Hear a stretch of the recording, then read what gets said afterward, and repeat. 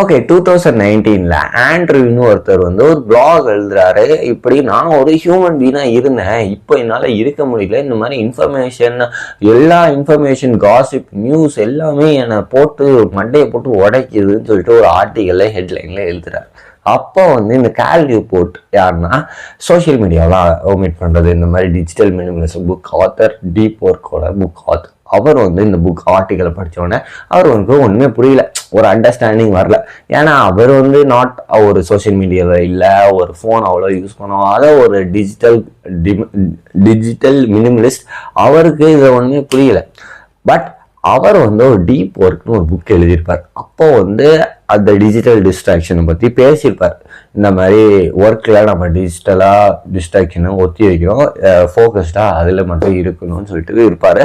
But அந்த புக்கை எழுதி முடித்தோன்னா இவருக்கு நிறைய பேர் மெசேஜ் அனுப்புகிறாங்க, இந்த மாதிரி எங்களுக்கு ஒர்க்கில் மட்டும் டிஜிட்டல் டிஸ்ட்ராக்ஷன் இல்லை, லைஃப்பில் கூட எங்களுக்கு இந்த டிஸ்ட்ராக்ஷன் இருந்துகிட்டே இருக்குது, டிஜிட்டல் எங்களால் பீஸ்ஃபுல்லாக ஒரு சாட்டிஸ்ஃபைடாக ஒரு லைஃப்பை வாழவே முடியல அப்படின்னு அவங்க வந்து ஒரு தரப்பை எடுத்து வச்சோன்னா, சரி ஓகே இந்த டிஜிட்டல் டிஸ்ட்ராக்ஷனை பற்றி இவர் படிக்கலாம், இன்னும் டீப்பாக படிக்கலான்னு இறங்குறாரு. அப்போது என்ன தெரியுதுன்னா, இது வந்து சம்திங் அடிக்டிவாக சில பேர் மாற்றிக்கிறாங்க. இந்த மாதிரி சோஷியல் மீடியாவை அடிக்டிவாக மாற்றினால ஆட்ஸ் ரன் பண்ணுறதுனால நம்மளுக்கு காசு வரும்னு சொல்லிட்டு சில பிளாட்ஃபார்மை ஆக்சிடென்டலாக மாற்றலை, பர்பஸ்ஃபுல்லாக மாற்றிருக்காங்க. இந்த டெக்ஸ்ட் மெசேஜ் எல்லாம் ஆக்சிடென்டலாக தான் ஹிட் ஆச்சான். இந்த டெக்ஸ்ட் மெசேஜ் வந்து இவ்வளோ அடிக்டிவாக ஆகும்னு நினச்சிட்டு அவங்க பண்ணலை. பட் எப்படியோ ஆயிடுச்சு வந்து கான்ஸ்டண்டாக டிஸ்ட்ராக்ட் ஆகணும்னு சொல்லிட்டு இந்த பிளாட்ஃபார்மில் சேரலை. அவங்க வந்து இந்த மாதிரி ஃபேஸ்புக்கில் என்னோடய ஃப்ரெண்ட்டை பேசணும்னு சொல்லிட்டு இந்த ஃபேஸ்புக் டவுன்லோட் பண்ணியிருக்கான்.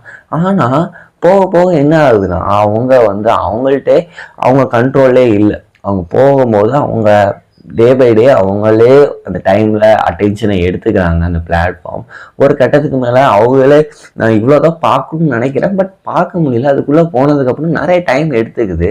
ஸோ அந்த கான்வர்சேஷன் வந்து எப்போ வந்து அதுக்காக டவுன்லோட் பண்ணோமோ அதுவே பண்ண முடியல, அப்படி ஆயிடுச்சு அப்படின்னு அந்த பீப்புள்ஸ்லாம் கம்ப்ளைண்ட் பண்ணுறாங்க.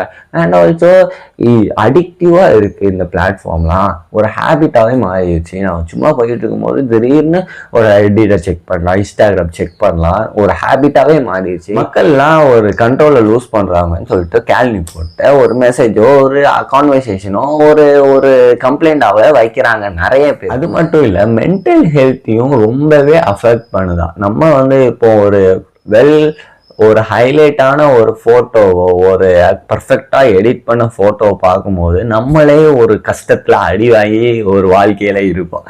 அப்போ அந்த ஃபோட்டோவை பார்க்கும்போது நம்ம ரொம்ப இன்செக்யூராக நம்ம அடிக்குவேட்டாக ஃபீல் பண்ணுமா. எக்ஸ்பெஷலி டீனேஜர்ஸ் இதில் ரொம்பவே அடிவாங்க. 2026 எலெக்ஷன் வந்து ஆன்லைன் டிஸ்கஷனும் ஒரு பெரிய டிஃப்ரென்ஸை கொண்டு வந்துச்சுன்னு சொல்கிறாங்க. ஒருத்தர் திங்கர் என்ன சொல்கிறாருன்னா, ஒரு டார்க் இமோஷன், ஒரு ஆங்கர் இமோஷன் தான் இன்டர்நெட்டில் அர்ஜென்டான இமோஷன்ஸ் தான் டக்குன்னு வியூஸ் அண்ட் அட்டென்ஷன் கிடைக்குது.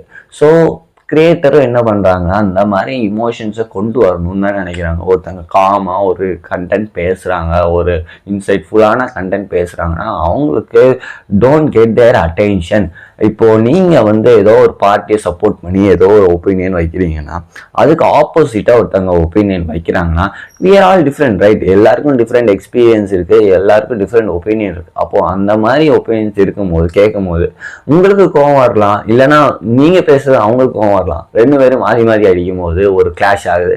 அதை பார்க்கும்போது ஒரு குட் என்டர்டெய்னிங்காக இருக்க ஒரு அட்டென்ஷன் கிடைக்குது. மேபி நீங்களே பார்த்துக்கலாம், ஒருத்தங்க வந்து ஒரு பிஜேபி லீடர் ஏதோ ஒருத்தவங்க பேசுகிறாங்கன்னா இங்கே ஒருத்தவங்க பேசும்போது அதை சேமாக வச்சு பார்க்கும்போது அந்த ஆர்கியூமெண்ட் பார்க்கும்போது ஒரு குட்டாக இருக்கும்.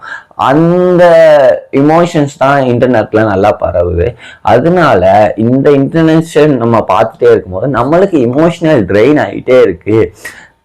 நம்ம having a very few energy throughout the day. அந்த எனர்ஜி வந்து நம்ம டே பை டே குறைச்சிக்கிட்டே இருக்கோம். இந்த மாதிரி பொலிட்டிக்கல் ஆர்கியூமெண்ட்டோ ஒரு இமோஷனல் ரேஜோ ஹேட்டையோ பார்க்கும்போது அப்புறம் கேல் நியூபோர்ட் என்ன சொல்றாருன்னா, இந்த மாதிரி பிரச்சனைகள், இந்த அடிக்ஷன், இந்த மாதிரி ஹேபிட் கண்ட்ரோல், இந்த மாதிரி ஒரு கான்வர்சேஷன் வைக்க முடியல, அண்ட் ஒரு மென்டல் ஹெல்த்தை பாதிக்குது, ஒரு பொலிட்டிக்கல் ரேஜ் இதாகுது, நம்ம இதை பார்க்குறதுனால இந்த ஆக்ஷன்ஸை எடுக்கிறோம், இந்த மாதிரி நிறைய ப்ராப்ளம்ஸ் வந்து டிஜிட்டல் டிஸ்ட்ராக்ஷனில் இருக்கும்போது லாஸ்ட்டில் கேல் நியூபோர்ட் என்ன சொல்லி முடிக்கிறாருன்னா, எனக்கு இப்போ ஆண்ட்ரூ என்ன சொன்னான்னு ரொம்பவே புரியுது. எல்லாருமே ஹியூமன்ஸாக இருந்தாங்க, இப்போ தே ஆர் பிரேக்கிங், உங்களையும் அது பிரேக் பண்ணலான்னு சொல்லிட்டு அவர் வந்து இந்த ஆர்டிக்கல் லாஸ்ட்ல எனக்கு புரிஞ்சிச்சின்னு சொல்லிட்டு சொல்றாரு. யா, இதை அவங்கள்ட்ட நான் சொல்லணும்னு நினைச்சேன். And we are constantly surrounded with digital distraction. நம்ம எப்படி அதை ஃபோக்கஸ் பண்ணி கண்ட்ரோல் பண்ணுறோம், அதுதான் நம்ம கையில் இருக்குது. ஏன்னா பில்லியன்ஸ் ஆஃப் டாலர்ஸ் இன்வெஸ்ட் பண்ணி நம்மளை அடிக்டிவ் பண்ணோன்னு தான் இருக்காங்க. நம்மளை யாரும் ஹெல்ப் பண்ண போகிறதில்ல. We have to have certain strategies and எப்படி நம்ம வந்து ஃபோன் யூசேஜ் கம்மி பண்ண போகிறோம். அது வந்து one of the biggest issue in the modern world. Day to டேல நீங்கள் பார்த்தீங்கன்னா most of the people using unwanted phone usage, you can see it. அதை நம்ம இந்த சர்டன் ஏஜில் எப்படி டிஸ்ட்ராக்ஷனை குறைக்கிறோம், அதுதான் one of the main issue in this 20th century modern world.